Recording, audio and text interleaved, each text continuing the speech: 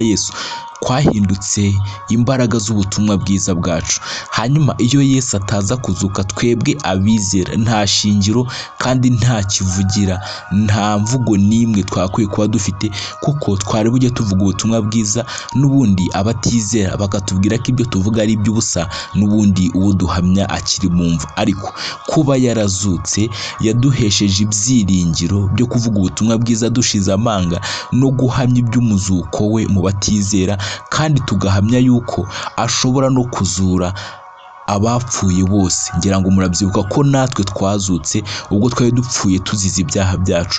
Mu yandi magambo, rwa rupfu rwo gupfira mu byaha, rwa rupfu rw'uko amaso yacu yari ahumye turi kure y'amasezerano, nirwo yabanjije kuturokora, nirwo yabanjije kudukiza. Araza arangije dukora ku mitima y'amaso yacu arahweza, hanyuma turamukurikira. Urwo nirwo rupfu rwa mbere